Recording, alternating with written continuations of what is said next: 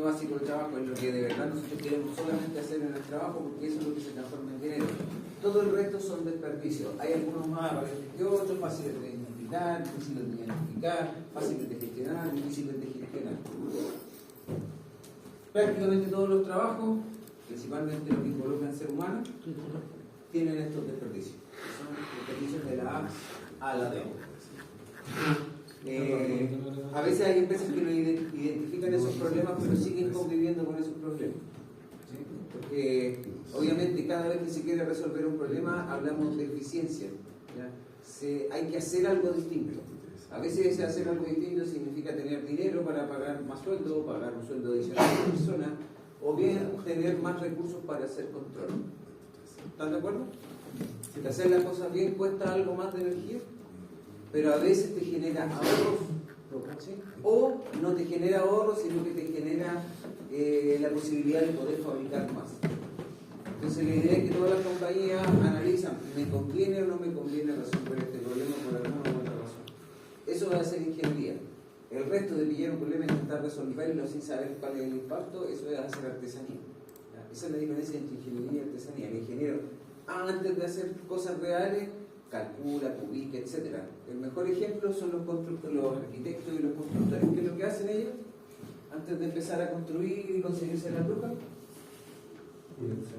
ellos empiezan a medir, a hacer un plano, ¿cierto? Todo termina en un plano, después los materiales, después viene alguien que se encarga de analizar cuánto dinero se va a necesitar cada año para comprar materiales, cuánto dinero hay que tener para pagar sueldos, porque al trabajador no se le puede quedar atrasado, o sea, si hay que pagar un sueldo en una fecha hay que pagarlo. ¿Están de acuerdo, cierto? Yo no le puedo decir al trabajador, hoy si es que tuvo un problema, no te va a pagar el viernes, te va a pagar el próximo lunes. ¿Qué pasa ahí? Con experiencia. Pero se da. Se da. Fortuitamente puede pasar.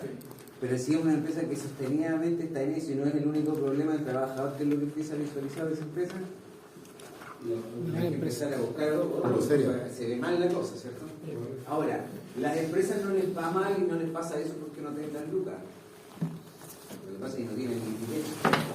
Es como cuando mi hija me saca al parque, yo tengo lucas en la cuenta correcta. Me saca al parque y veo un helado artesanal ahí en un carrito. La cosa es si lo puedo comprar con la tarjeta o no. Si no me acepto en tarjeta, no puedo comprarlo. No hay liquidez. Y eso es lo que le pasa a las empresas. Pueden tener plata, pero puede que no las puedan usar. Puede que todo el mundo le deba plata a esa empresa, pero esa empresa cuando tiene que pagar no puede pagar con las deudas que aún no le han pagado. Y ahí las empresas le empiezan a ir mal. Y una empresa que le pasa eso, ¿qué es lo que tiene que hacer? Tiene que usar su línea de crédito. Sí. Profe, una consulta. Lo que usted menciona sobre, por ejemplo, la plata que no tiene la empresa, pero que se le debe, ¿eso va relacionado con la velocidad o el movimiento del dinero? ¿Qué se llama? Es que sí es dinero. Los contadores tienen su forma de manejarlo. La empresa tiene plata, pero no lo tiene líquido. Sí. No hay ningún problema con eso. Pero si no existe esa plata. No está esa plata. Ah, no puedes usar. Si tú quieres usar plata, tienes que tenerla líquida, tienes que tenerla disponible. Casi como tenerla en el bolsillo. ¿Sí? Si tú tienes en una empresa que tienen plata en las cuentas corrientes para pagar sueldo, bien.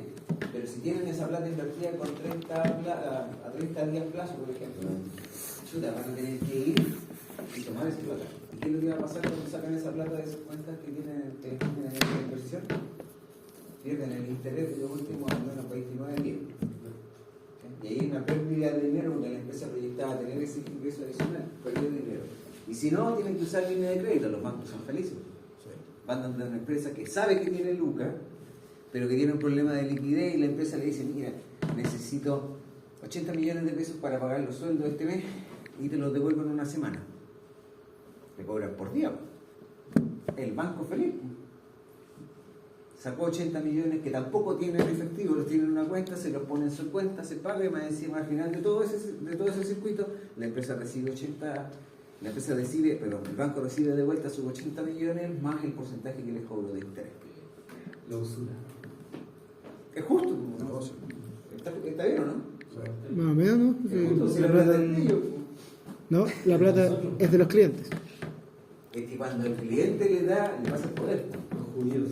Claro, Sí, yo lo porque escucho. no queda otra nomás, pues. Ahora, ellos hacen un convenio, le tienen que pasar la rentabilidad al otro. Otra cosa es que ellos tengan acceso a mejores inversiones. Estamos orillados por eso. Ahora, ¿sabían ustedes que los bancos todos obedecen a unas mismas reglas y a unos solos bancos? Sí, a la Reserva Federal, por ejemplo. No, pero la Reserva Federal es otra cosa. La Reserva Federal es lo que los ayuda a los bancos. Pero los bancos, por ejemplo, los bancos que hay en Chile son bancos transnacionales, son bancos más grandes. Entonces, cuando uno ve el banco de acá chiquitito, detrás de ese hay otro banco que le está haciendo efectivamente la pega y esos bancos son recaudadores y pagadores. Ellos reciben plata. Las instituciones más poderosas en Chile son instituciones financieras, sí o sí. De hecho, por ley nosotros tenemos que aportar nuestras lucas a las instituciones financieras, que son las FPI. Y ellos de alguna forma como que se desmarcan del resto del sistema. Porque si no, estaríamos hablando de que ahí hay una cuestión que es medio incompatible. Yo me autopresto dinero. Eso, pues, ¿Qué pasa? Pero no son las mismas compañías. O sea, no les pueden decir eso porque, digamos, es real, pero está legalmente hecho. Es como un vacío. Claro. Entonces lo que hacen las leyes son los que incompetentes. Lo mismo. Yo diría que son incompetentes. sí, son competentes. Es una idea. Sí. Bueno, el progreso de los países requiere bancos, ¿sí? Pero requiere estados activos. O sea, un país que no es atractivo para un banco, o sea, que dice, oye, sé que yo no voy a dejar ganar plata, no te voy a dejar ganar interés con lo de tu fuerte, no eres banco. Entonces nos vamos a quedar atrasados en el desarrollo. Ya, pero a nosotros nos compete el trabajito, nos interesa tener el cuadro azul súper grande y todos estos otros lo más chicos que se puedan en el largo plazo. ¿Sí? Más que pretender a achicar cada uno de estos, lo que tenemos que tener es un monitoreo para saber cómo estamos en ese aspecto. Pero recuerden que las compañías tienen un montón de departamentos, hay personas que trabajan en una área, no en toda la empresa. Hay empresas que tienen varias sucursales, varias sedes, ¿ya? Hay empresas que miden kilómetros, que son extensiones súper grandes, entonces hacer la vega no es tan fácil. Ya, ese listado, la idea es que siempre lo tengan reservado y ahora les voy a contar un poco de qué es lo que se hace en ingeniería de procesos, ingeniería preocupada de la producción. Bueno, lo que se hace es algo que se llama mejora continua. ¿Ya? Hay empresas que ya están funcionando, tienen una cierta forma o cultura de cómo se hacen las cosas, cómo se gestionan. Ustedes hicieron la asignatura de gestión, ¿cierto? Y ahí había 4 tareas que se tenían que hacer desde el punto de vista de la gestión. ¿Se acuerdan de cuál era, no?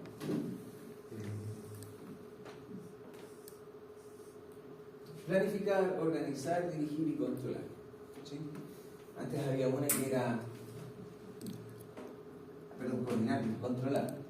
Antes había una quinta que era coordinar. Una quinta, pero la sacaron porque coordinar y direccionar era como, estas están más unidas que separadas, entonces al final quedamos en 4. El objetivo de planificar, ¿cuál es el objetivo de planificar la gestión? ¿Sabes qué vas a hacer? Mirar, establecer hacia dónde vamos a ir, largo plazo, mediano plazo, corto plazo, y cómo cada unidad tiene su meta de largo plazo y todas las unidades que están bajo ella, en la pirámide de decisiones, apuntan a apoyar el alcance del objetivo de la unidad superior. Organizar, ¿de qué se trataba de organizar? Gestionar recursos, ¿no? ¿Puede ser? La verdad es cómo organizamos nosotros nuestros recursos, principalmente el recurso humano, para garantizar que lo que hemos decretado que vamos a hacer se haga. O sea, ¿quién va a ser el jefe de quién tiene que hacer qué cosa, quién controla el trabajo de quién está a cargo de qué cosa. Y ahí habían algunas, o sea, algunas estructuras funcional, piramidal, una que es la matricial, cuando las cosas se mueven muy enredadas, la matricial. ¿Qué quiere decir matricial? Las personas tienen más de un jefe. ¿Sí? ¿Alguno de ustedes tiene más de un jefe? Probablemente, ¿cierto? ¿Cuál es el jefe que manda más? Ninguno. Siempre hay uno que manda. Siempre no. Aquí en la universidad siempre hay uno que manda. El rector. No lo tenemos muy claro quién es el que manda, pero sabemos que el rector no. ¿Es el vicerrector de Asuntos Económicos? ¿O es el vicerrector académico? ¿O es el vicerrector de investigación? Dice incluso alguno acá. Sí, el que corta el tiro. Creo que no, que el de investigación no, porque lo que hace es que gana, o sea, manda el que tiene más lucas, pero no lucas, el que tiene más poder de mover la lucas hacia donde quiera. El de Vicerrectoría de Investigación recibe mucho dinero y es como el dinero de, voy a decir, libre de disposición, como no está presupuestado como gastárselo en los ítems de pagar sueldo, etc. Así que cuando se quieren hacer cosas, el vicerrector de Asuntos Económicos le dice, hay que hacer esto, pasa con una luquita. Y el vicerrector académico, el que tiene que ver con la educación principal de la universidad. ¿Cuál de los todos manda? No sé. Pero aquí en la universidad, por ejemplo, yo tengo muchos jefes. Lo que más tengo son jefes. Y de hecho el sistema está tan malo que cuando me piden algo yo digo, oye, pero si mi jefe es otro. Y cuando ese me pide algo, digo, no, si mi jefe es otro. O sea, no se ponen, les cuesta ponerse de acuerdo entre ellos. Y yo ahí quedo al baile. O sea, tengo libertad de hacer lo que yo quiero. ¿Está bien o no?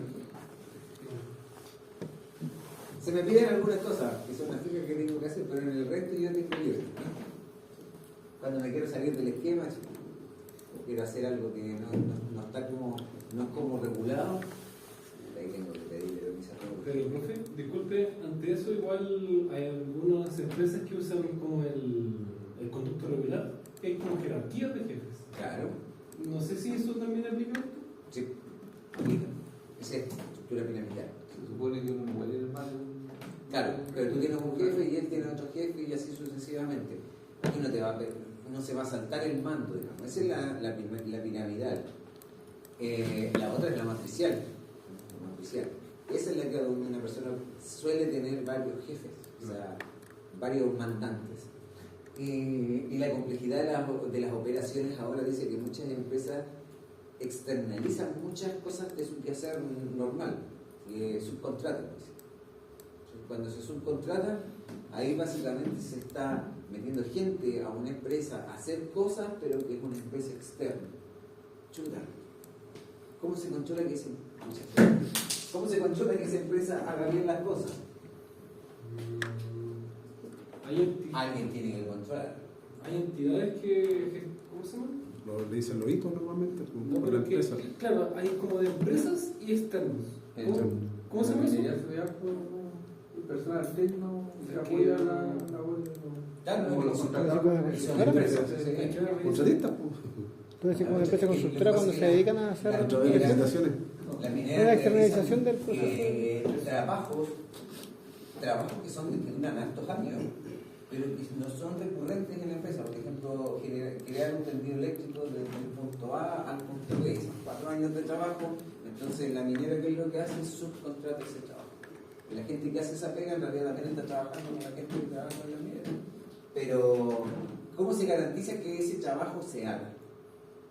Hay un tema de contrato, ¿cierto? Ninguna empresa va a contratar a otra si no hay un contrato claro. Condiciones mínimas y a través del contrato. Pero las empresas tienen que estar trabajando así, ¿cierto? Bien coordinadas, y ahí hay trabajo de control, ¿sí? Control, comunicación. Hay empresas que lo hacen bien en lo técnico, pero mal en la gestión, y ahí esas empresas o se adaptan o al final no van a considerar otro contrato. Pero lo que quiero decir es que las empresas que trabajan con subcontratos también tienen que trabajar acá en su organización. O sea, vamos a subcontratar eso, perfecto, pero no nos podemos liberar de ese trabajo porque es algo que tiene que estar coordinado con nosotros, con el interior. Entonces hay que organizarse. Hay formas también de simplificarte un poco el trabajo en el subcontrato, pero ojo, cuando se contrata la construcción de una infraestructura grande, de un edificio, de un puente, ¿qué es lo que se suele hacer? Se firma un contrato y se establece una fecha de entrega y se establece bonos por adelantarse y perjuicios por atrasarse. ¿Está bien? Entonces esa es una forma de hacer esta pega del control. Yo soy la municipalidad que contrató la construcción de algo con un buen contrato, la empresa contratista se controla sola. ¿Están de acuerdo con eso? Pero eso tampoco quiere decir que hay que lavarse las manos y nadie tiene que estar a cargo. Alguien tiene que estar controlando ese trabajo. Ya, en ingeniería nosotros tenemos procesos productivos, hacemos tareas de gestión, por lo tanto, si ustedes sacan la foto de cualquier compañía, la compañía se encuentra operando, ¿sí? Pero esa compañía tiene algunos problemitas. El problemita es que la empresa no sabe que tiene problemas, o sea, solo sabe que podría hacerlo mejor. ¿Sí? ¿Cómo lo saben los jefes? Van caminando y ven que alguien está trabajando a un ritmo muy lento. Van caminando y ven que hay algo botado. Van caminando y ven que hay un producto que se descartó porque tuvo alguna pifia. Entonces, ven, evidentemente hay cosas que mejorar. ¿Sí? Pero no saben cuál es el impacto, así que hay que abordarlo desde el punto de vista de la ingeniería. Y aquí es cuando surgen algunos paradigmas de cómo abordar ese tipo de problemas. Antiguamente, a las cosas se les llamaba reingeniería. Reingeniería. O sea, vamos a hacer una reingeniería, o sea, vamos a analizarlo desde cero para proponerle mejora, lo cual era costoso, era engorroso, etc. Y dijeron, no, mirar completa la empresa desde arriba hasta llegar a lo más profundo no era una buena idea. Después dijeron, pero entonces lo que hay que hacer es algo que se llama mejora continua.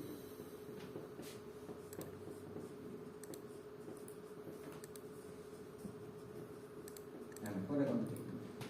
¿Qué significa hacer la mejora continua? Significa que tú constantemente estás mejorando, estás monitoreando. O sea, parte fundamental del trabajo de muchas personas dentro de la organización consiste en que tú tienes que estar monitoreando ciertas cosas para poder ir evaluando cuándo es competente abordar las problemáticas que surgen. ¿Ya? Siempre van a encontrar un problema. Y ahí empezó a aparecer esta filosofía y ahí apareció algo que se llama el ciclo PDCA. Planificar, hacer, controlar y actuar. No, sí, no, un método simple. ¿Pero la burocracia igual puede ganar o no? No, entonces, por ejemplo, hay una máquina una impresora que cada cierto tiempo te empieza a imprimir mal, porque las empieza a rotar. Y eso es un problema. ¿Cómo lo solucionábamos siempre? Llamábamos al técnico después de que fallaba. Entonces alguien lo empezó a investigar, se dio cuenta que había un problema, se desperdiciaba tanto tiempo de impresora, tantas hojas, tanta tinta, y pudo decir, mira, este problema implica tantas lucas, más lo que nos cobra el técnico, los materiales, cada vez que falla nos genera este impacto. Y ahí empezaron a cuantificar y decir, oye, y si nosotros, ojo, la mantención no la podéis sacar, ¿sí? Porque la máquina iba a fallar, pero ¿qué pasa si nosotros nos adelantamos y le hacemos una mantención preventiva para que no llegue a ese punto? Nos contactamos con el técnico, le preguntamos, oye, ¿tú eres capaz de hacer una mantención para que estos problemas no fallen? Él nos va a decir, sí, el trabajo dura tanto, necesito tanto y yo cobro tanto. Y con eso empiezan a ver ya, entonces si nosotros invertimos tanto en eso, empezamos a ganar tanto de eso, etcétera, etcétera. Pero ¿cómo me doy cuenta en qué momento tengo que hacerlo? ¿Podrían ir al mismo técnico? El técnico lo podría ayudar, ¿cierto? El técnico de la impresora. El técnico de la impresora te va a empezar a decir cosas bien técnicas. Mira, primero tú tienes que tener capacidad de observar. Cuando tú empiezas a ver que empiezan a aparecer algunas manchitas en la hoja que son muy chicas, ese es el momento de llamarlo, o antes. O el técnico te va a decir, no, mira, cada 5.000 hojas impresas, tú tienes que llamarme a mí porque ahí yo te hago la mantención, porque hay un fabricante que da ese consejo. Entonces, ¿qué es lo que te dice? Que tú le pusiste ojo a un problema, cuantificaste, estudiaste y comprendiste cómo hacerte cargo del problema y lo mejoraste. ¿Sí? ¿Te costó lucas? Sí, obvio. Sí, hacerlo. Las lucas que te costó mejorar el problema, esas no entran al ruedo, esas como una inversión. Lo que importa es en las condiciones de operación antes versus las condiciones de operación después de la mejora. ¿Cómo van los costos?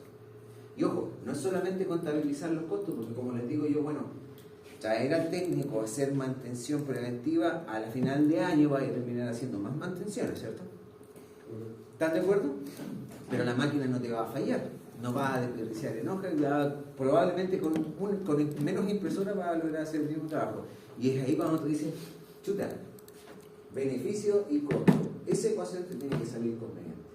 Pero en ingeniería nosotros cuantificamos antes de hacer las cosas. Nosotros vamos donde la persona que pasa la luz y le decimos, mira, este es el problema, esto es lo que hay que hacer, esta es la estrategia, antes pasaba esto, ahora pasaría esto, hay que ponerse con tantas lucas, tantas horas de trabajo y esto. Y la persona dice, dejémoslo para el próximo año. Y se acabó el próximo año o se hace al tiro. Lo importante es que hay alguien que toma las decisiones económicas, pero alguien que hace los estudios. Y eso se llama mejora continua. Después de eso va a aparecer otro problema, otra prioridad. Después vamos a entender por qué andan capturando problemas. ¿Ya? Resolver un problema en alguna parte a veces no es beneficioso, así como mirando el sistema en completo. Después vamos a estudiar eso, el concepto del cuello de botella. Y nos vamos a dar cuenta que siempre existe un cuello de botella. Siempre. De hecho, el otro día me llegó un trabajo de una revista científica para revisarlo, que el título dice se utilizará una técnica de simulación para eliminar cuellos de botella. Y los cuellos de botella no se pueden eliminar. No se puede eliminar un cuello de botella de un proceso productivo. No se puede. Pero tenía que leer la tesis, pues quizá No se puede. Mira, te voy a decir por qué. era revolucionario, quizás. Puede ser que le jugó una mala pasada y qué quisieron decir versus lo que terminaron escribiendo. Pero si tú tienes un proceso productivo, nosotros lo visualizamos así. Cada cajita representa un proceso y generalmente aquí en paralelo colocamos los procesos que hacen lo mismo. Ahí puede ser bien complejo, etc. Y supongamos que hay un proceso que es cuello de botella. El cuello de botella es lo que te limita la producción, o sea, yo quiero fabricar la mayor cantidad, pero por ejemplo, esa puede ser la máquina que me está estorbando. Lo que quiere decir que esta es la que va a dar el ritmo de trabajo a estas máquinas. O sea, estas máquinas van a tener que trabajar un poco más lento o algunas de estas nos van a tener que dejar de operar porque esa es la que lleva el ritmo. Y yo le pongo más lucas a esta. La puedo acelerar o puedo comprar otra máquina. Duplicamos la máquina. Esta operación dejó de ser el cuello de botella, ahora el cuello de botella se te va a ir a otra parte. Siempre algún proceso te va a limitar. Siempre. Entonces el cuello de botella no se elimina, migra a otro lugar, desaparece de tu zona, pero no se desaparece el proceso productivo. Pero Sí. usted está leyendo la tesis del próximo Adam Smith, usted no lo sabe todavía. ¿Ah? Quizás usted está leyendo la tesis del próximo Adam Smith y usted no lo sabe todavía. No, si eso es teoría, eso ya está. Después vamos a jugar con eso, y les voy a enseñar a hacer esas cosas numéricamente, se van a dar cuenta que el código de botella siempre existe algo que te limita, siempre. Antes sacaba las enfermedades con sanguijuela. Y pensaban que eso era la única verdad absoluta. No, pero esto es ciencia. Esto es ciencia, no es magia. No se puede eliminar un cuello de botella en una fábrica. Tú puedes eliminarlo de tu proceso productivo, pero el cuello de botella se va a migrar a otro lado.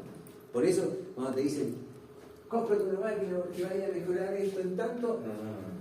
O sea, yo aumento la capacidad acá, pero el aumento de capacidad no se lo traduce completamente al producto final, porque hay otro proceso que va a hacer. Entonces, ese tipo de situaciones es la que nosotros estamos siempre monitoreando. A veces miramos una máquina, a veces no. A veces miramos las máquinas sin preocuparnos de la productividad. Por ejemplo, ¿sabes qué? Estamos siendo súper productivos en el empaque, pero nuestros empaques son súper feos y súper poco atractivos para el cliente. Estimamos que no vendemos mucho porque el empaque es malo. ¿Y qué es lo que queremos hacer para mejorarlo? No sé, vamos a estudiar qué pasa en el mercado y nos vamos a dar cuenta que quizás hay materiales que le da, el material del empaque le da algo de seriedad al producto, los colores elegidos, etc. Y decidimos cambiar algo por una cosa de mejorar la oferta. ¿Sí? Listo, se acabó, no necesariamente productivo. Ya. Ciclo PDCA, clásico de mejora continua. En este punto, esto establece que continuamente hay que resolver problemas. El resto hace exactamente lo mismo. Solamente que algún creativo se juntó, empezó a juntar cosas que estaban, le dio un enfoque, dijo las cosas de una manera, generó un par de libros, contrataron un par de ingenieros que hablaban bonito, llegó a la empresa y las empresas adoptaron las políticas de, no sé, operaciones de la cadena de suministro. O se fueron a Lean Manufacturing. Y en Lean Manufacturing es bien divertido porque hay uno que se llama los cinturones, como el karate. Cada vez que estás en un nivel te pasan un cinturón. Tú partes con el blanco, después te vas al amarillo, naranjo, verde, naranjo, verde, café, todos los cinturones. Y acá hay lo mismo. Entonces como que a través de eso dicen, no, ¿qué está? Pero son los boinas. No, cinturones, verde. ¿De tú qué está ahí? No, yo amarillo. Ay, ahí en el segundo nivel. Está ahí en el verde. Ay, tercer nivel. Negro. Está en el último nivel. O sea, tú eres un gurú de esta cuestión. Entonces las empresas capacitan a sus ingenieros en capacitaciones súper caras que tienen esta certificación. Pero lo que terminan haciendo es lo mismo de mejora continua. ¿Sí? Solamente que en mejora continua nosotros identificamos un problema y lo queremos resolver. En Lean Manufacturing ellos identifican desperdicios. Y en filosofía es cero desperdicio. ¿Y qué es considerado un desperdicio? Cuando tú gastas más tiempo en hacer algo, es un desperdicio de tiempo. Cuando tú gastas más recursos económicos en hacer algo, es un desperdicio de tiempo. Cuando tú gastas más pintura en algo, es un desperdicio de pintura. Pero es exactamente lo mismo, solamente que mira la evidencia que son los desperdicios para hacer. La teoría de restricciones, nosotros vamos a trabajar con la teoría de restricciones cuando hablamos de esto, si quieres lo vamos a dejar de lado, pero básicamente identificamos un proceso que es cuello de botella, intentamos mejorar o cuantificar qué es lo que pasa. Nosotros vamos a jugar a cuantificarlo y a hablar de qué podríamos hacer, pero siempre hay que tener algo más claro. La gestión de la cadena de suministro extiende la gestión y los problemas identificados solamente en la unidad productiva y empieza a integrar a los proveedores, a los clientes, al que te pide la energía, al que limpia tu residuo, a todo lo que te engloba. Eso es un mercado. Que en realidad es lo mismo que hacen los otros, que mejorar la situación en problemas implica mirar qué es lo que está pasando afuera. Si tampoco es... Ya, y Six Sigma viene de la mano de esto, y Six Sigma ofrece la evolución de lo que es el PDCA y tenemos el DMAIC. De hecho, no me acuerdo que significa DMAIC, obviamente está en inglés, pero vamos a buscar DMAIC en español. Y ahí está. Ya, eso significa DMAIC. Definir, medir, analizar, mejorar y controlar. A través de cada de esas 5 actividades, uno se hace cargo de hacer mejora continua. O sea, tomar un problema y intentar resolverlo. ¿Sí? Este PDCA es planificar, está en inglés la sigla, planificar, hacer, check y actuar. Chequear sería controlar y actuar. Planificar, hacer, controlar y actuar. Muy similar a esto. Podríamos decir que es una copia, ¿o no? Es una mejora. Lo que pasa es que esas mejoras van más allá de hacerlo, o sea, terminan resolviendo la misma situación de problema, pero las empresas empiezan a anexar eso. Entonces las empresas empiezan a decir, no, mira, nosotros seguimos las reglas de Lean Manufacturing. Así que estamos interesados en contratar solamente ingenieros que sepan de Lean Manufacturing. Y si tú les dices que habla el idioma de la mejora continua, para ellos no es lo mismo. Pero sí es lo mismo. De hecho, eso es mejora continua. En ingeniería industrial nosotros hablamos de mejora continua y el alumno elige cuál de las dos de los esquemas quiere ejecutar. Los recurrentes son PDCA y DMAIC. PDCA y DMAIC. Y los otros ya son más de nicho, son más particulares. Gestión de cadena de suministro, bueno, estamos hablando del problema en general. Teoría de restricciones probablemente es la menos comprendida y es la más simple. Si hay una limitación y esa limitación implica que tú no puedes fabricar más, la técnica dice primero que tienes que identificar tus limitaciones y luego de eso elegir cuál tú vas a levantar. Y con eso tú vas a ir mejorando tus problemas, haciendo un mejor continua. Ya, y el Six Sigma obviamente tiene algo más de exigencia de estadística y toda esa cuestión. Y ahora se habla de Lean Six Sigma, esa es ya la última moda. Como los de Lean se dieron cuenta que todo lo que habían declarado antiguo, que era parte del enfoque Lean Manufacturing, y después al tiempo apareció el Six Sigma y parece que empresas adoptaron Six Sigma como para abordar sus problemáticas, es decir, ser súper exigentes en la resolución de problemas. Los de Lean dijeron, entonces inventemos el Lean Six Sigma y mezclamos las dos cuestiones. Seguimos, se da cuenta que la cosa es como tiene algo de publicidad.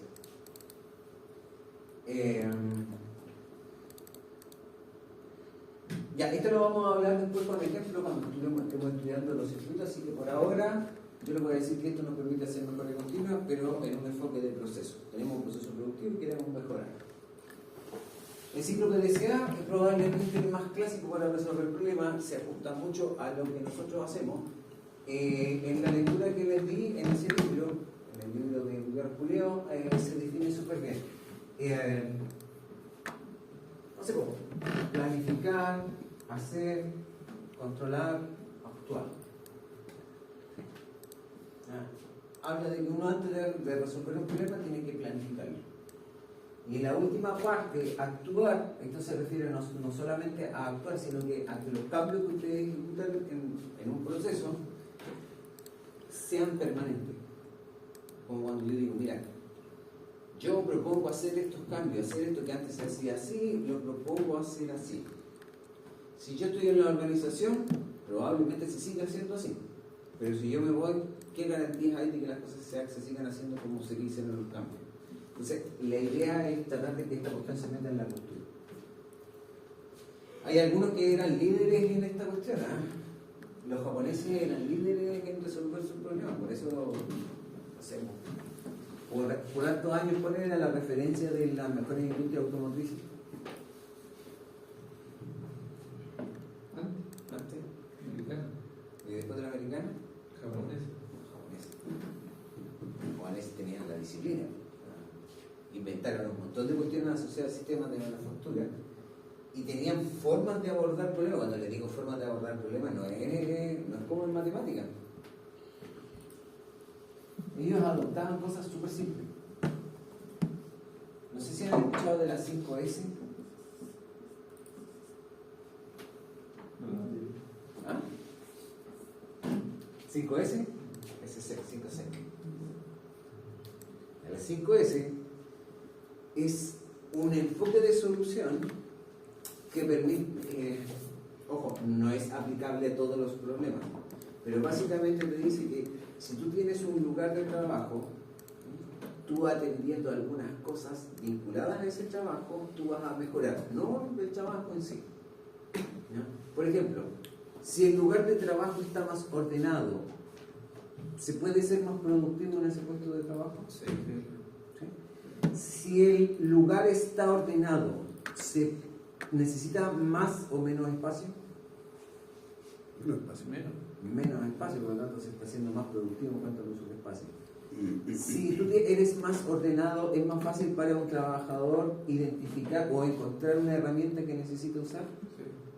Eso es una constante. ¿Y qué es lo que se va a ahorrar el trabajador por encontrar la herramienta rápidamente? ¿Un segundo, 2 segundos? Pero si la actividad la realiza muchas veces en el año, suma harto tiempo. Y hay otras características, por ejemplo, cuando una herramienta se da por perdida porque hay mucho desorden, si el trabajador no la encontró, puede que esté en alguna parte. ¿Qué es lo que se suele hacer? Se compra otra y terminan dos.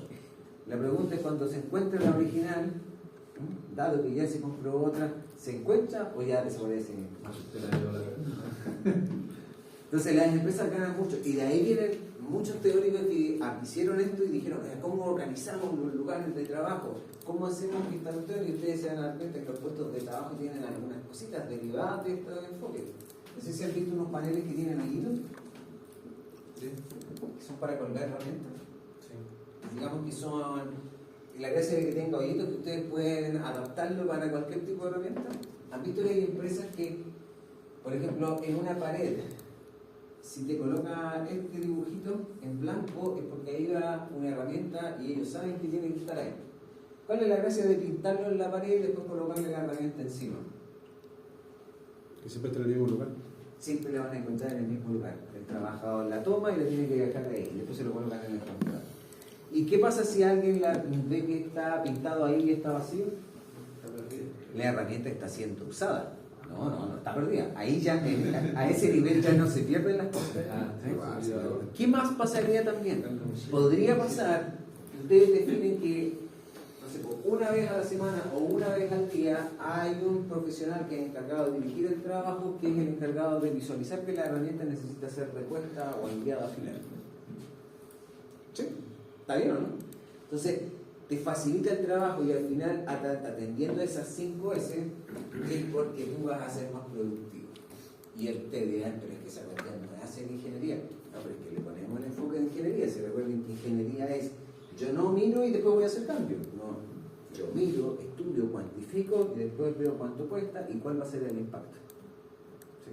El 5S a veces es medio deprimente el avance porque dicen, oye mira, antes usábamos una sala de 6 por 5 metros para hacer esto, pero con el nuevo rediseño vamos a usar 3 por 3.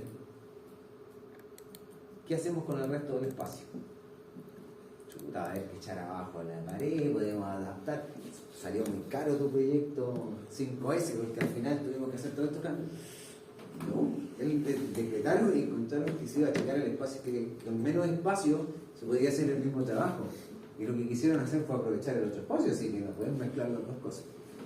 ¿Qué significan? ¿Por qué le llaman 5S? Para que se den cuenta que la influencia de los japoneses es que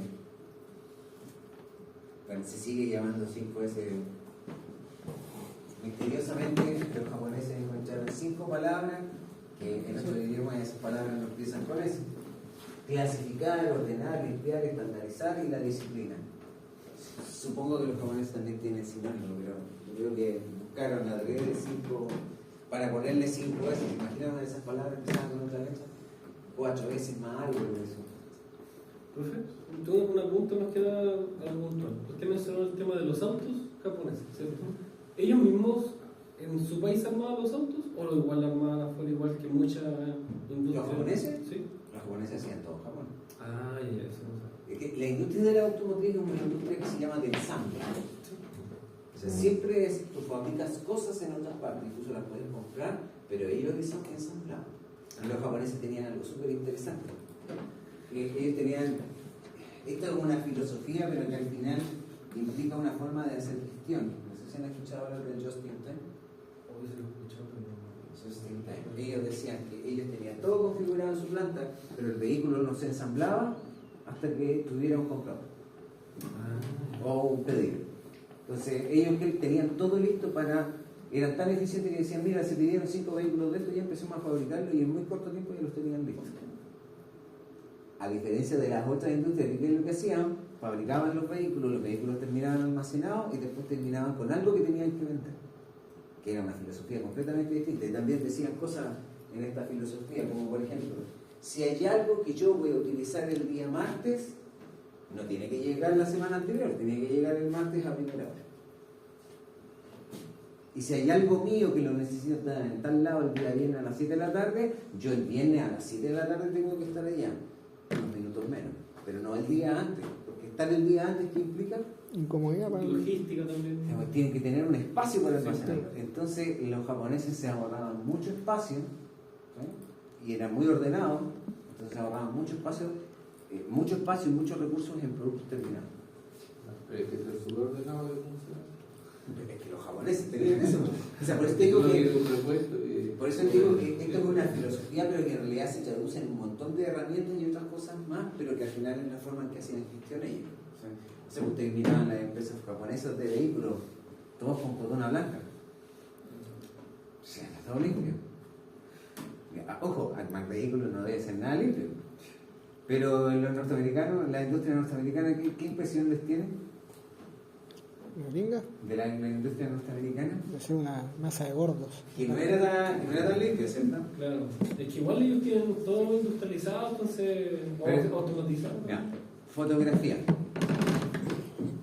La típica imagen de que se está construyendo un edificio en altura y la gente sentada en un fierro comiendo. Sí. ¿De dónde? Estados Unidos. ¿Que los japoneses hubiesen permitido eso?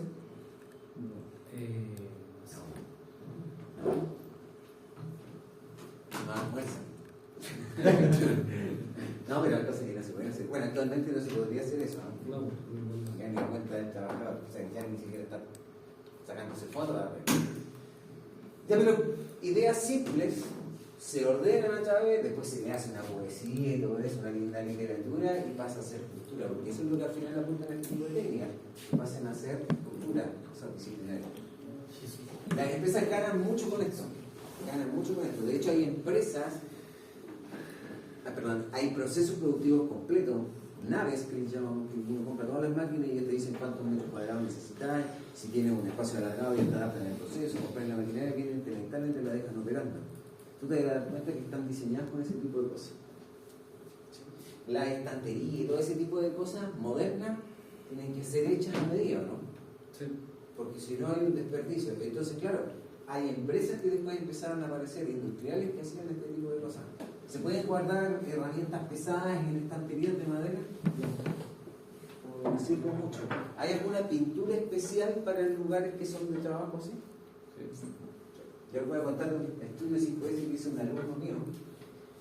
Esta es una empresa que era una empresa de Arauco, o sea, creo que Arauco, pero que el producto se pintaba. Entonces, se fabricaban cosas y adentro de esa compañía había otra empresa que se encargaba de las pinturas. O sea, ellos preparaban lo que preparaban las pinturas. O sea, se les subcontrataba, se les asignaba un espacio, preparaban las pinturas y después el proceso utilizaba la pintura. Eso ya era por cuenta de Arauco.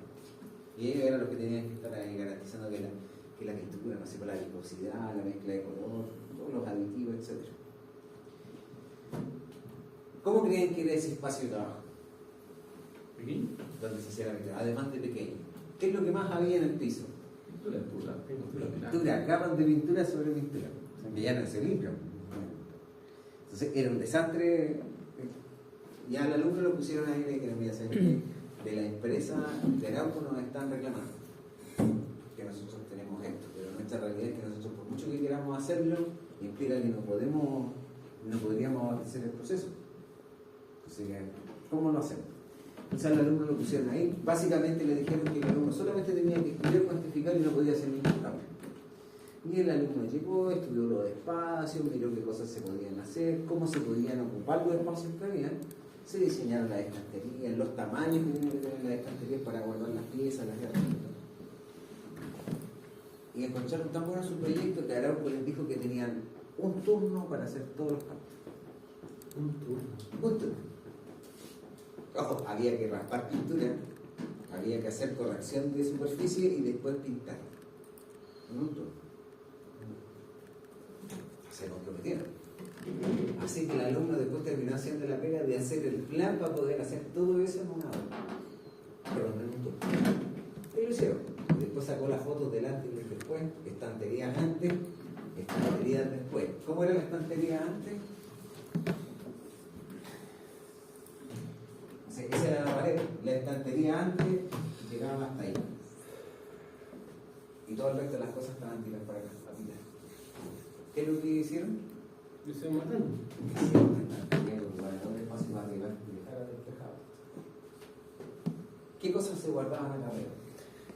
Vale. Lo que se usa menos. Lo que se usa menos. Lo que se usa menos. Lo más difícil de acceder. La más difícil. O sea, no, lo que con menos frecuencia se tiene que hacer. Ya. ¿Era un problema subirse o bajarse? Sí. Es que necesitaban. La escalera la dejaba ahí. Se diseñó todo, hasta ese nivel de detalle. ¿De qué alto tiene que ser esto? Porque aquí va a ir tal pieza. No, porque si él mide ese porte, yo no voy a desperdiciar espacio haciendo una repisa que después el producto vaya a gastar. Ahí toma la más grande nomás. Y de ahí. Pero tú lo diseñas, porque tú sabes que el trabajo implica ciertas cosas, tú sabes qué repuestos tienes que tener, tú sabes que a qué alturas tienen, qué configuración, tú sabes todo. ¿Sí? Y el resto, pintar en la pared las herramientas y en el mesón de trabajo, que era donde estaba, se puso el mesón de trabajo. No sobró espacio. Pero lo que antes se hacía revolviendo cosas en el suelo se empezó a hacer en mesa. Entonces, sí se pueden hacer. Y la pregunta es si pintaron las paredes o no. ¿De qué color pintarían las paredes o el piso en un lugar que probablemente tenga manchas de textura? Perdón, ¿con qué pintura pintarían? El agua. Pintura lavable. Lo más lavable posible. Ojo, lo más probable es que esté manchado, pero con una pintura lavable se puede arreglar la situación.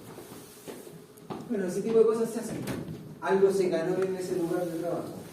Yo sé que lo que hacían ahí en Arauco, como a partir de una motivación más que productiva, era una cosa porque el lugar era un desastre. Y era como la parte fea de la empresa y en realidad trabajaba con los colores, no debería ser así.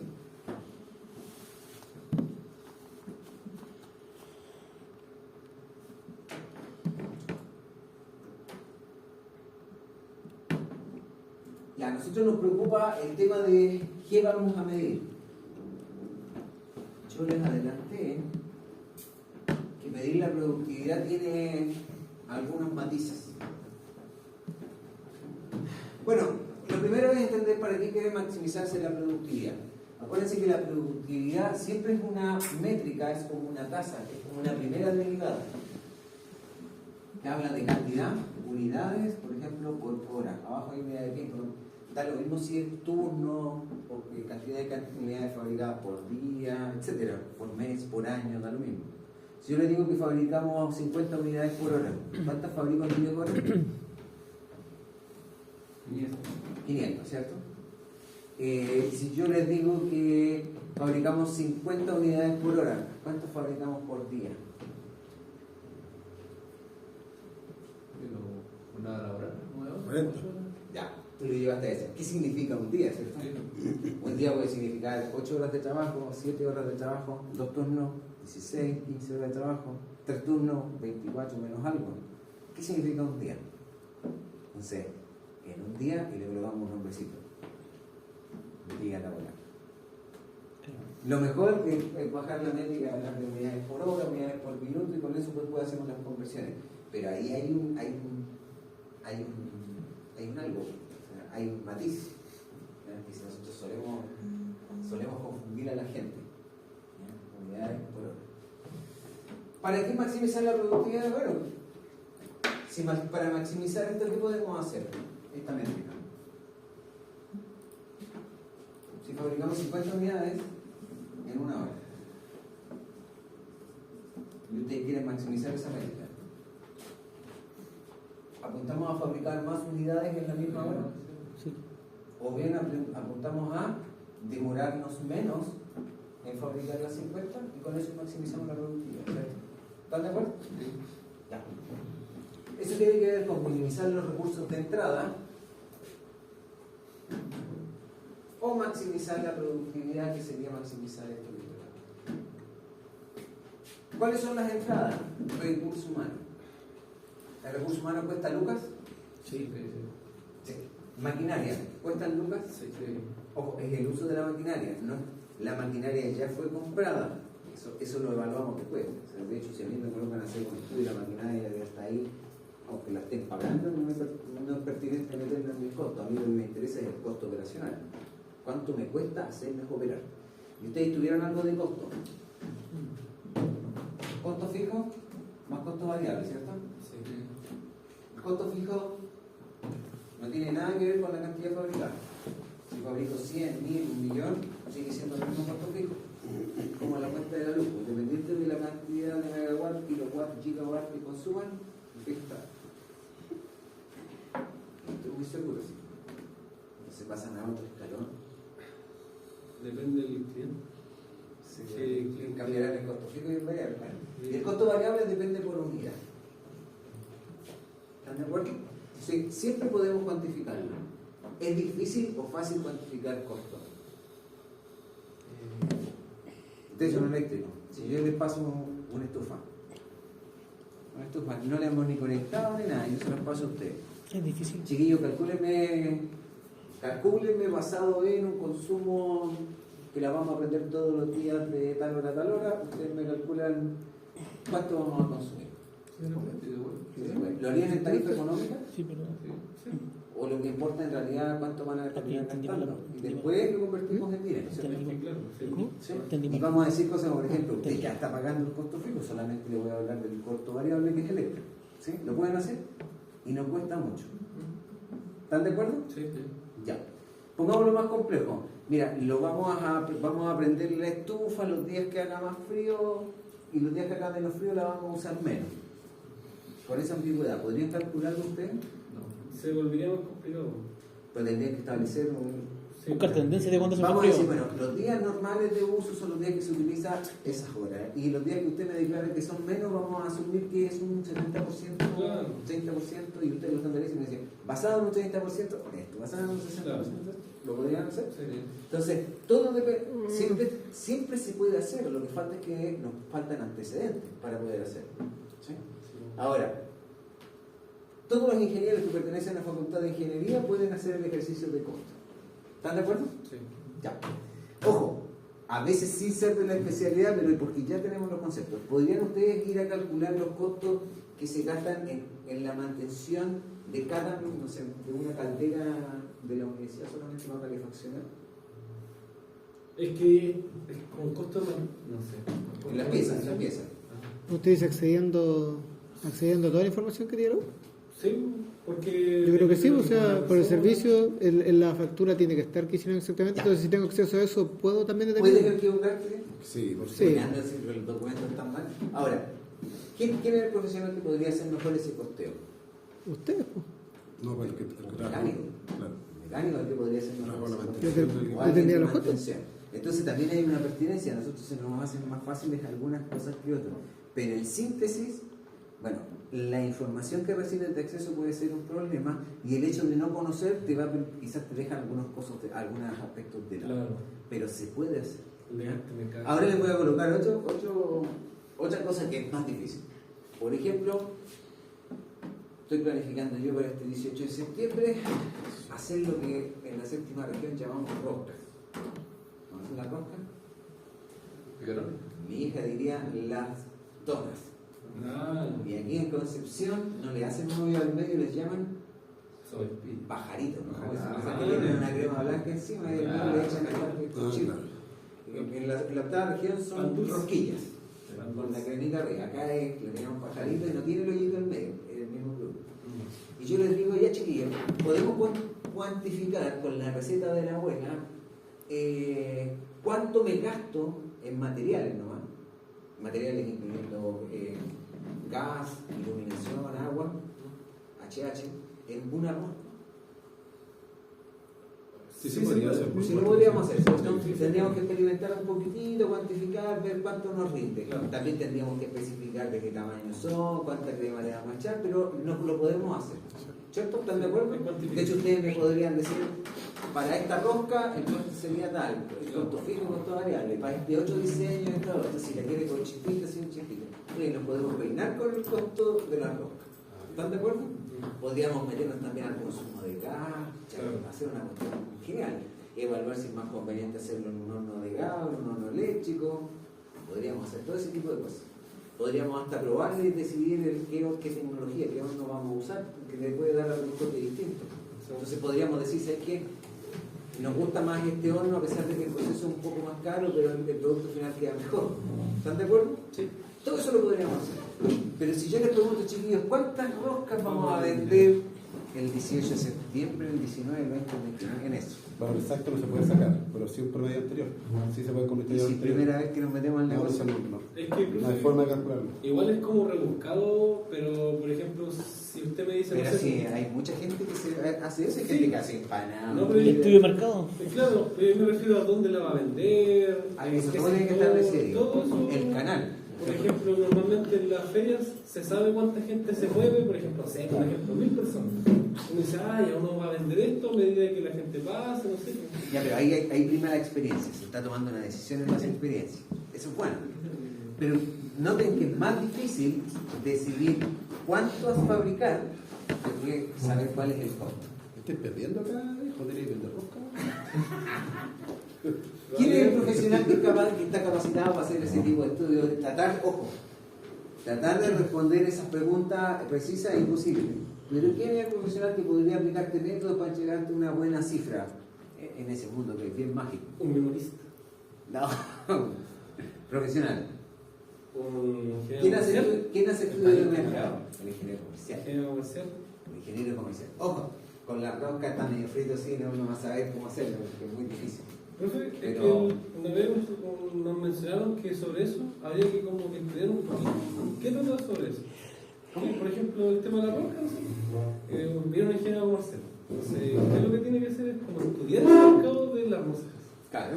Y ahí puede ser un como- mercado muy grande, muy chico. El tema es que las rocas compiten con otras cosas, se complementan con otras cosas. Hay una fecha también para venderlo. Ahora, posibilidades de observación no tenemos. No es como una pastelería que decide fabricar rosquillas, ¿sí? Y les coloca distintos rellenos y combinaciones de colores. Esa empresa al final del día va a decir, oye, sí, se vendieron las rosquillas, hay unas que se vendieron más que las otras. ¿sí? Entonces al otro día puede afinar la puntería y fabricar más de las mismas se venden. Listo. Ahora la pregunta es, ¿por qué la gente prefiere o no prefiere una cosa?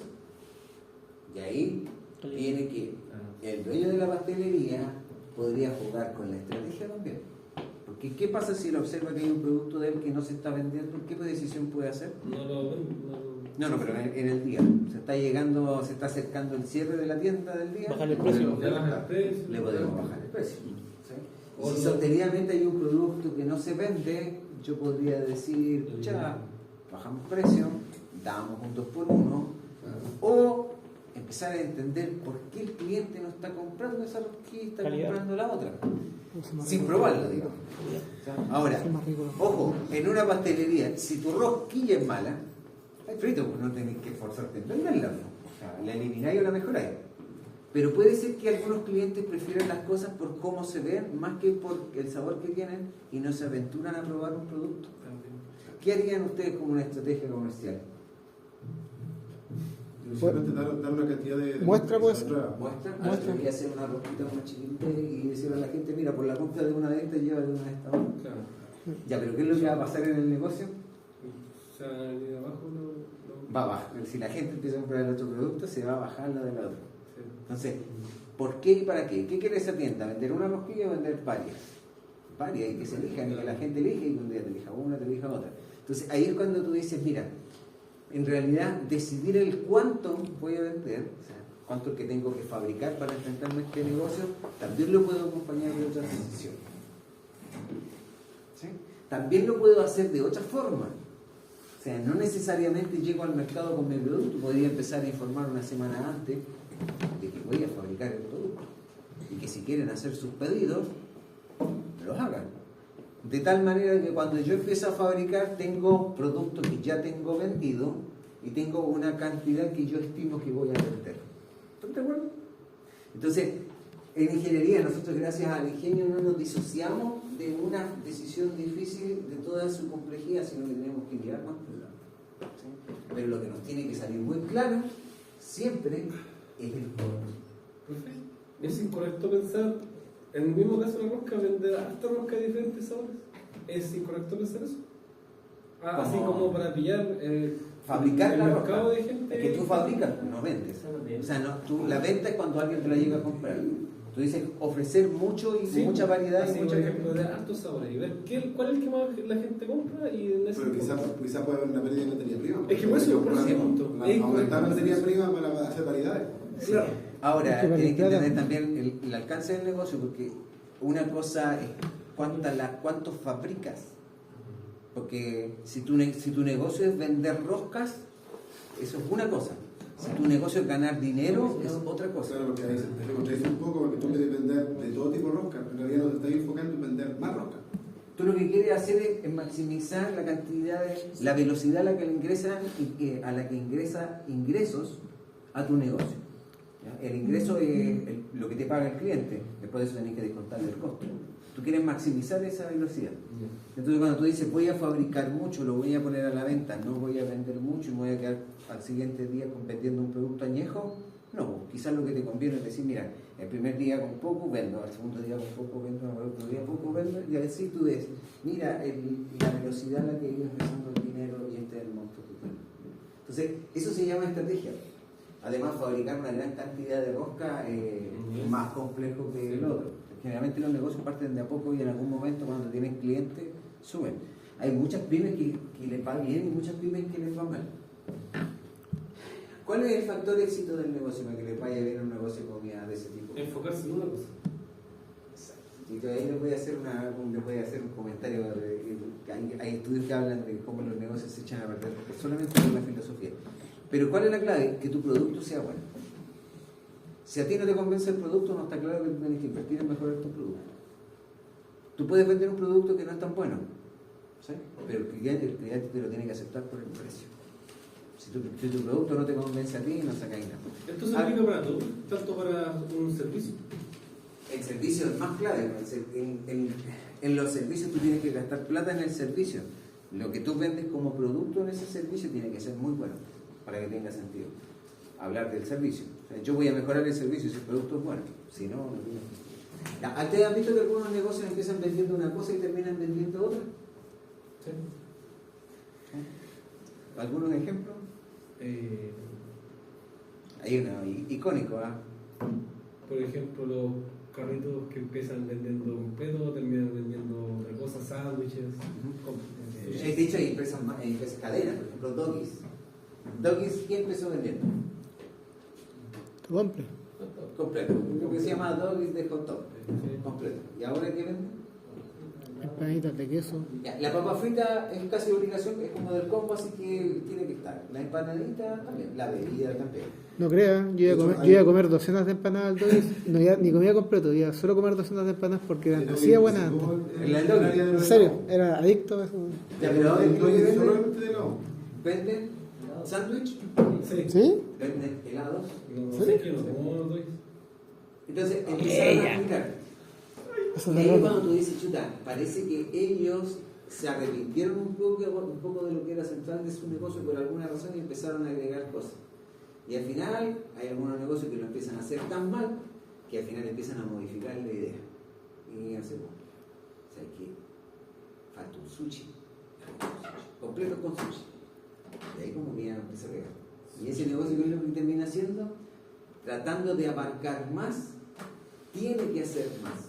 Y termina enfocándose en varios productos y porque ninguno le luce y al final el negocio es Es como lo que pasó con Papayón, que lo prestaban, que no se llamaba Papayón y lo vendían papas. Ahora sí venden Ahora venden papas, por ese mismo. pero él no es lo central del negocio. No, es un acompañamiento. Sí. Tiene clarísimo, ¿no? Papayón se ve que está bien alineado, ojo. Y los negocios, cuando hay vacas flacas, ahí empiezan a sacar ideas y empiezan a surgir estos cambios. Pero hay negocios que empiezan vendiendo una cosa y terminan vendiendo otra. ¿Sí? Hay supermercados que necesitan. ¿Qué es lo que necesita un supermercado para lo básico que necesita un supermercado para que le vaya bien? Variedad. Ya, variedad. Pero la variedad te lleva a. No, Es que el complemento también. espacio. Necesitas espacio, un espacio coherente para poner la variedad, porque si no, yo no puedo poner poca variedad si no tengo el espacio. O sea, mucha variedad si tengo poco espacio. Hay supermercados que como estrategia comercial se achican para arrendar un local al lado. Y en lugar de ir hacia donde va el supermercado, se terminan achicando y al final va en contra de llegar a un mejor servicio. ¿Está bien? Malísimo cuando es. Piensen en un supermercado que de la noche a la mañana decreta que ya me acerqué, el negocio del pan no está siendo muy conveniente, así que vamos a dejar de fabricar pan. ¿Qué pasa con ese negocio? Afecta a los productos complementarios. Claro. Pierde venta, ¿cierto? Sí. Ese supermercado lentamente se empieza a transformar en los supermercados que los clientes van a hacer grandes compras, como la compra mensual. Pero empieza a perder a los clientes que van todos los días a comprar para la once. Uno dirá, bueno, esos clientes pueden ser marginales. Cuidado, esos clientes van todos los días. Van todos los días porque quieren comprar uno o dos productos, pero terminan llevándose 3 o 4. Y eso es lo que quieren maximizar. Y ahí es donde van los negocios y empiezan a cambiar. ¿Conocen supermercados que hagan pan bueno, bonito y barato? Sí. Ah, pero barato, ¿no? No. Ganga, es un pan súper rico, Barato, barato, coronel. súper rico y barato. De Santa Juana. Ganga que es súper rico. De hecho, yo rara vez voy al supermercado a la hora de once, pero cuando voy para allá, a la hora que sea, que pretendo llegar con pan a la casa. ¿Conocen un pan que dure solamente, con suerte, el día? Y el otro día, si se les cae al piso, ¿qué será? El del líder. El del líder. Sí. El Jumbo. Santa Isabel. Es como que ellos buscaran una receta de pan que tiene que durar el día. Hasta el otro día el cliente no coma pan tostado. Esto es ese plato. El pan tostado tiene. A la gente que le incomoda comer la masa y todo eso, el pan tostado es más amigable con el estómago. No, pero ese pan no, pues está bueno para jugar al té. Sí. Por eso en un supermercado que se dedica, que considera que el pan es una cosa súper importante y le pone talento y hace pan, El y totus. espacio bonito. El Jumbo. El totus. ¿Se imaginan el Jumbo haciendo desaparecer esa parte del pan porque decretó que no era muy conveniente para ellos? No, hay que sacar el agregado que le da su mercado. ¿Cómo se evalúa esa parte del negocio del pan, ¿se evalúa solamente por la cantidad de pan que tú vendes? ¿O es necesario empezar a mezclarlo con las otras ventas? Que es el complemento. Entonces hay que analizarlo de esa forma, si no hay que tomar malas decisiones. Supermercados que te cuestan andar con un carrito. Va en contra de lo que debería ser un supermercado. Ya, eso es como cuando también contratan a una recepcionista que no te recepciona. O un recepcionista que está mirando las cámaras, con cámara de seguridad. ¿Para qué está ahí? Para recepcionar al cliente, entregar la información o para vigilar cámaras. Y ahí cuando los negocios empiezan a observar, parten con una motivación y se empiezan a desviar en el camino porque comercialmente estiman que les va bien con otro lado. Y eso es perjudicial para los negocios. A la larga hay algunos que ustedes lo empiezan a ver incluso en el producto que venden. Si deciden irse para el otro extremo del producto, cambiarlo. ¿Por qué? Porque visualizan que para ese lado ya van muchas compañías y probablemente nos vaya mejor en esta otra dirección. Pero ahí te mal, porque tú ya tenías un impacto en el mercado. O sea, nunca te van a decir esta compañía va mejorando. No. Hay compañías que se dedicaban a atender a todo tipo de clientes y migraron hacia atender clientes de corte más industrial. Chile, por ejemplo. Volvo. Mercedes-Benz. Mercedes-Benz en Chile vende autos, vende camiones. Claro. Maquinaria, sí, Bueno, pero ojo, eso es en Chile. En otras partes no. En Argentina, ¿qué vehículos son los que más se mueven allá, se venden allá? Fiat. ¿Los pilló? Peugeot, se vende mucho Peugeot allá. ¿Y en Chile? En Chile no se vende mucho Peugeot. De hecho, un cacho tener un Peugeot. ¿Quién te arregla los Peugeot? Concepción de Izquierda de Santiago. Si ve nosotros hay que sacar la Concepción. A ver si es que no lo ven. Entonces, hay cosas que hay que diseñar en el negocio. Y los negocios, lamentablemente, digo yo, duran mucho tiempo. Y la idea es que duren tiempo. Y la gestión tiene que ser súper coherente. Por eso el tema de la planificación de largo plazo en la gestión es importante porque te da dirección. El tema es que a veces cuando las cosas no están funcionando, no están fluyendo bien, cambias el plano. Y ahí te diría como, no sé, vaya a jugar padre con jugadores. Diego. Todo de moda el padre, ¿no? Sí. Estuvo. Tengo unos amigos que van a jugar padre ahí cerca del casino. Para después pasar al casino. Con el motor. A veces.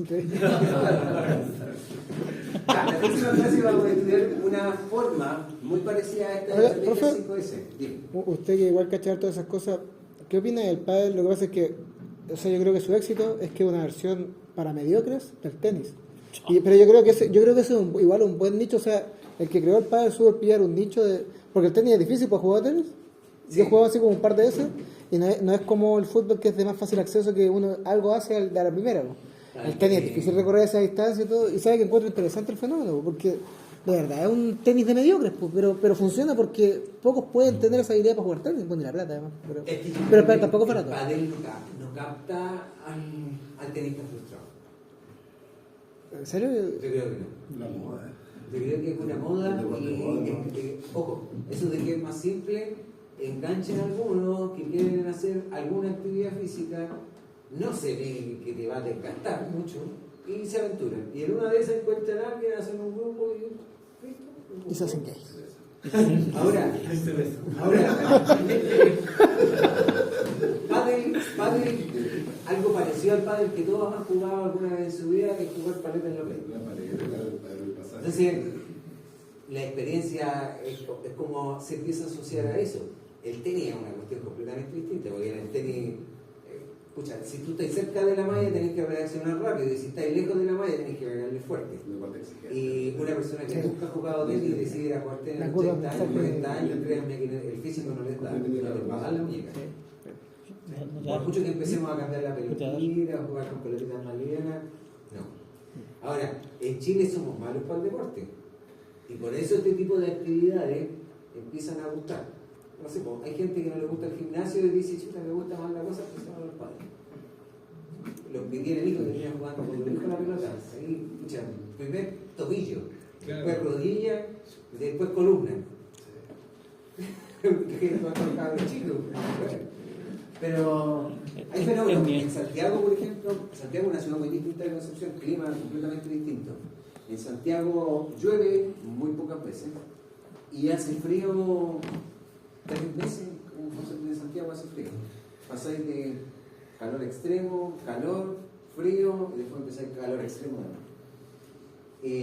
La gente que tiene que trabajar, que se tiene que levantar temprano, de temprano va a llegar coherentemente al trabajo, muchas veces decide acostarse muy temprano, levantarse muy temprano y ir al gimnasio a las 8 de la mañana. Se levanta a las 3:30 de la mañana, va al gimnasio, se prepara para ir al trabajo y del gimnasio se va al trabajo. O llega al lugar donde está el trabajo y ahí lo ofrecen un gimnasio. La vida va a ir completamente distinta. Obviamente no tienen hijos, con hijos ya cambia la historia, pero hay gente que se arregla en ese mismo esquema con hijos y todo. Pero ¿qué es lo que termina haciendo? Termina yendo al gimnasio que está cerca de su casa, hace todas las gestiones de colegio y se va al trabajo. Y tú decís, bueno, allá en los gimnasios y todo eso, son grandes instalaciones, son negocios que se enfocan en ese tipo de clientes. Acá, ¿qué es lo que suele ocurrir con la gente que va al gimnasio? En Concepción. Para el año y Cuando el clima está mejor, cuando se acerca el verano, pero el resto del año no. Luego hay temas culturales del penquista. El otro día conversamos con otra gente también que está dentro de eso. El penquista, ¿qué es lo que más tiene para desarrollar actividades en la zona, en Concepción? Parque. Mar, playa, lo que más tenemos. De hecho, las playas que tenemos acá son casi todas distintas. O sea, te gustan así, te gustan así, querés cambiar de color, querés con más olas, sin olas, corriendo, sin lento. Donde hay mucha gente, poca gente, hay de todo tipo de playas. Y pregúntenle a los penquistas si cuándo fue la última vez que fueron a una de estas playas. Hay penquistas que van a visitar playas, van a otro país a visitar playas. Y acá lo que más hay playas. No las valoramos, ¿eh? No las valoramos. ¿Quién la valora? El que viene afuera la valora. ¿El santiaguino le gusta ir a la playa? Sí, pues. ¿Y qué playa va el santiaguino? La de Viña. Litoral central. Y va justo cuando el fin de semana largo. ¿Sí? Está 3 días o 2 días en el litoral central, pero es como que estuviera medio día porque el resto es puro taco de ida, puro taco de vuelta, hacer cola para comprar algo porque se llenan. Todos los santiaguinos piensan igual. Si supieran que acá tenemos tanta playa y al ladito, nos envidiarían. Hasta para el baño, sí, pero igual es un poco complejo el tema del deporte en la playa. Pero acá, sí, acá tenemos playa y lagos para hacer deporte. ¿Lento? Eso es peligroso, Diego. No, la que Y chato. Yo te voy a hacer calle que hacer padre en esa. Hacer padre igual vas a besarlo, ¿no? Sí, o sea, cerca de la costa se ve que no hay, pero no hay mucho corriente, pero adentro no todavía Para el viento. Pero el bichato. Bichato mucho mejor, porque la vida. Ah, sí, pero la merengue es buena para el Windsor. Tenemos las lagunas. Sí, por ejemplo. Sí. Entonces, ojo, nosotros tenemos una logística que nosotros no la apreciamos nomás, pero el santiaguinos, menos mal que llueve, si no estaríamos llenos de santiaguinos. ¿Se han visto el santiaguino reaccionar con la lluvia, no? Los supermercados lo único que desean es que un fin de semana llueva en Santiago y que los noticieros lo anuncien. Porque cuando los noticieros dicen va a llover el fin de semana con trueno, el santiaguino sale a comprar provisiones. Sale a comprar provisiones. Los que reparan vehículos se están sobando las manos. Porque después de que llueve la cantidad de vehículos abollados crece enormemente. Estamos casi en santiaguino. Y el penquista se está poniendo muy parecido al santiaguino. Jamás. No, va a llover. No salgamos.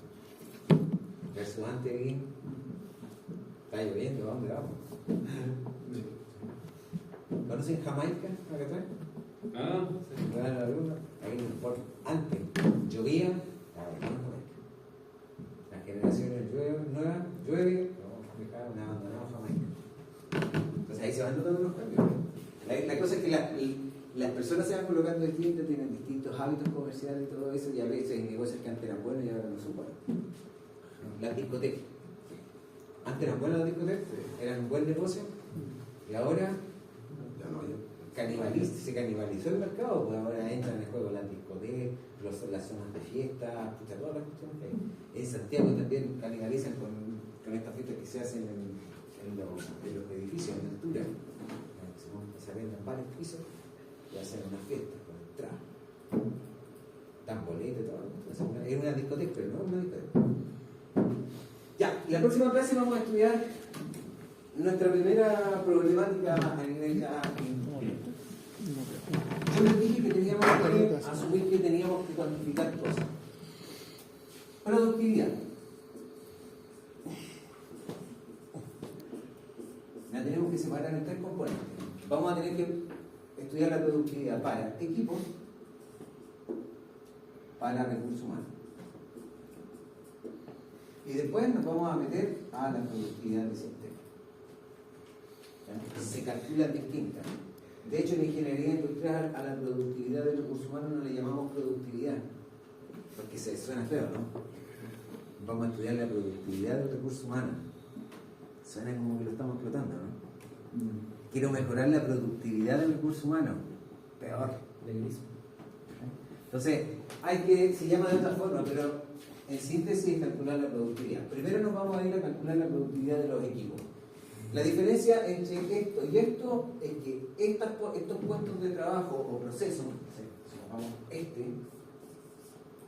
está realizado en un proceso que el ritmo del trabajo es llevado por la máquina. Si tiene un trabajador que está trabajando en la máquina, el trabajador ejecuta algunas acciones, pero lo que lleva el ritmo es la máquina. ¿Sí? En cambio, en estos otros, el que lleva el ritmo es el trabajador, independiente de que utilice una máquina o de que utilice un equipo. Es el trabajador el que lleva el ritmo. ¿Sí? No sé, acá arriba, una lijadora de paneles de play. La máquina lleva el ritmo, el trabajador está ahí solamente pulsando los botones. Y acá una persona con una motosierra. La persona es la que lleva el ritmo de trabajo, su capacitación, su experiencia, si está agotado, no está agotado, si hay buena visibilidad, si hay poca visibilidad, etc. Eso es lo que lleva el ritmo del trabajo de la persona. Y después al final, después de entendido todo eso, nos olvidamos de eso y nos vamos a asumir que siempre en un proceso productivo yo puedo conocer la productividad de ese equipo, de ese equipo, de ese equipo, de ese equipo, de ese equipo. Y ahí nosotros vamos a decir, bueno, ¿cuál es la productividad de todo el sistema?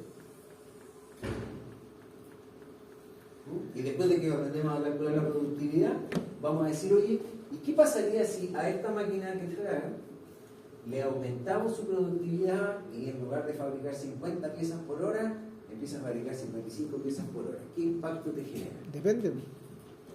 Si ese tiene, o sea, según yo, si esa es la que tiene como el menor nivel de producción, todos ahí mejoran.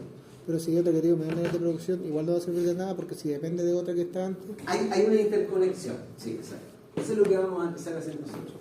Vamos a estáis bien. Ojo, lo que les estoy diciendo yo es una herramienta que me permite cuantificar ideas. Por ejemplo, tengo una maquinaria, esa maquinaria tiene algún problema productivo y yo lo que quiero hacer es un ajuste, alguna modificación que yo estimo que me va a dar 5 unidades más por hora.